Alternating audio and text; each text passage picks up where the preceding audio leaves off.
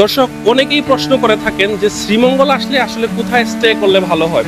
অনেকগুলো রিসোর্ট আছে, অনেক সুন্দর সুন্দর রিসোর্ট আছে, তবে বাজেট ট্রিপের মধ্যে আপনি সুন্দর একটা পরিবেশে থাকতে চাইলে আমরা আজকে উঠেছি মাধবীলতা রিসোর্টে।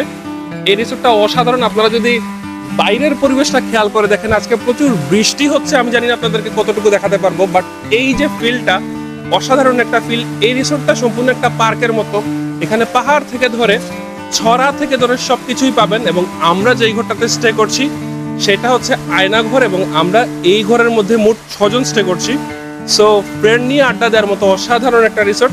এই রিসোর্ট সম্পর্কে আপনাদেরকে কিছু কিছু তথ্য দেওয়ার চেষ্টা করবো, যদিও বৃষ্টি হচ্ছে বাইরে, আমি সম্পূর্ণ জিনিসটা দেখাতে পারবো না, বাট যতটুকু দেওয়ার চেষ্টা করবো ভিডিওটা শুরু থেকে শেষ পর্যন্ত দেখতে থাকবেন।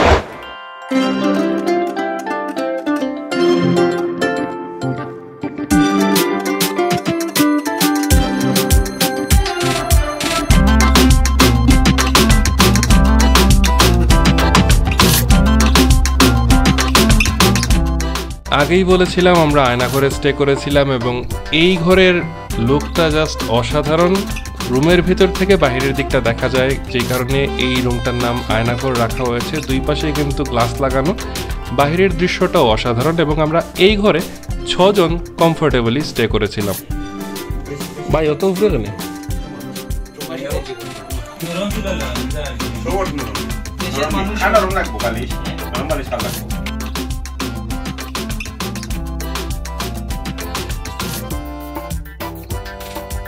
আপনারা যদি আয়নাঘরে স্টে করেন, আয়নাঘরে স্টে করলে ব্যালকনি থেকে পিছনের দিকে একজ্যাক্ট এই লুকটাই আপনারা দেখতে পারবেন।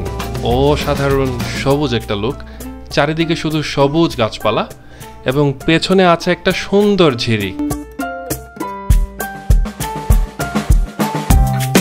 আয়নাঘরের পেছনে আছে অসাধারণ একটি দোতলা কটেজ, এবং এটা বাঁশের তৈরি।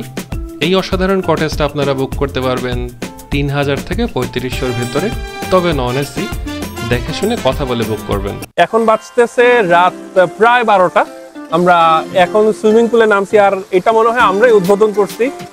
এটা এখন আসলে সম্পূর্ণভাবে হয় নাই, জাস্ট আজকেই পানিটা ভরাট করা হয়েছে এবং আমরা নামছি।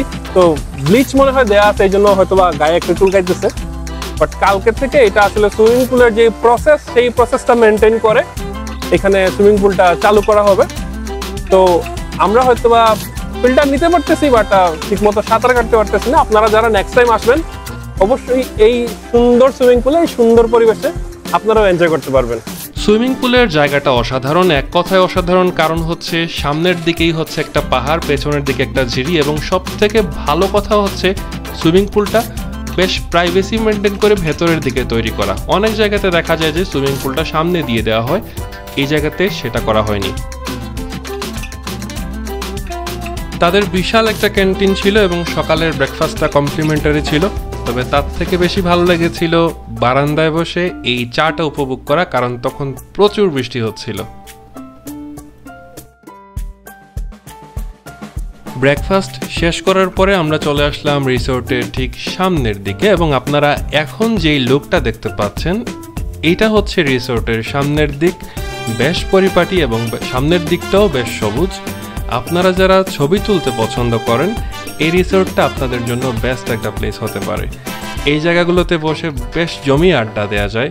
পাশাপাশি যারা দোলনায় দোল খেতে পছন্দ করেন তাদের জন্য দোলনা আছে, এবং ঠিক এই যে জায়গাতে দেখতে পাচ্ছেন তার ঠিক বাঁ পাশে একটা পাহাড় আছে, এবং এই পাহাড়ের উপরে একটা মাচার মতো করে তৈরি করা আছে, যেই জায়গাতে আমরা ভোর 5টা পর্যন্ত বেশ জমিয়ে আড্ডা দিয়েছিলাম, এবং আমাদের অনুভূতিটা অসাধারণ ছিল। আরেকজনের কথা বলতে তো ভুলেই গিয়েছিলাম, মতি। হ্যাঁ, যাকে দেখতে পাচ্ছেন বেশ মিষ্টি একটা কুকুর। আপনি যতক্ষণ পর্যন্ত রিসোর্টে থাকবেন এই কুকুরটা আপনার সাথে সাথে থাকবে। ঠিক আমাদের সাথে এরকম হয়েছিল। আমরা রাতের বেলা যখন এই মাচার মধ্যে আড্ডা দিচ্ছিলাম তখনও সে আমাদের সাথে ছিল, যখন আমরা সুবার করেছিলাম তখনও সে আমাদের দরজার পাশে ছিল। আপনি এই রিসোর্টের মায়ায় পড়লে এই কুকুরটার মায়ায় পড়তেও বাধ্য।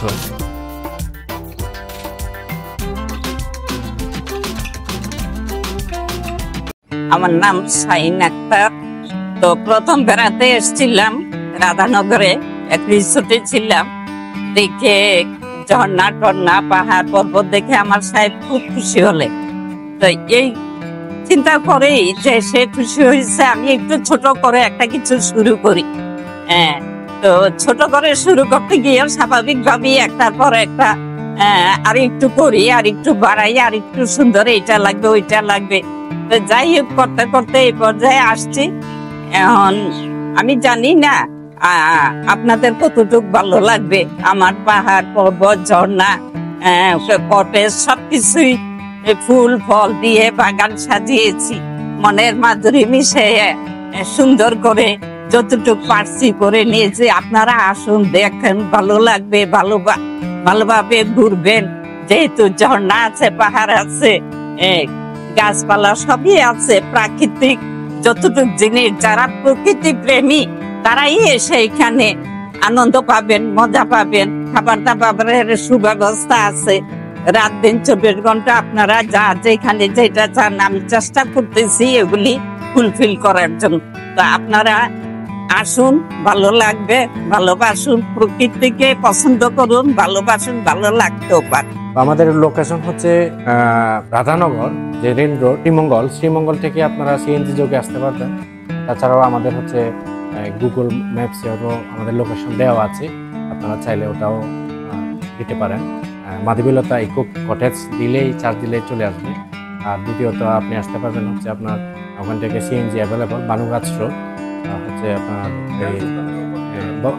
অপরজিতের রাস্তা দিয়ে আসতে হচ্ছে আপনার, এটা বলে জেরিন রোড বলে। তবে আমার কাছে দিনের মাধবীলতা থেকে রাতের মাধবীলতাটাকেই সব থেকে বেশি সুন্দর লেগেছে। তার অন্যতম কারণ হচ্ছে নীরবতা, ঝিঝির আওয়াজ, সাথে মাধবীলতার পিছন দিকে যেই ঝিরিটা বয়ে গেছে, ঝিরির পানির শব্দ, নীরব নিস্তব্ধ পরিবেশ, সব মিলিয়ে রাতের মাধবীলতা অসাধারণ।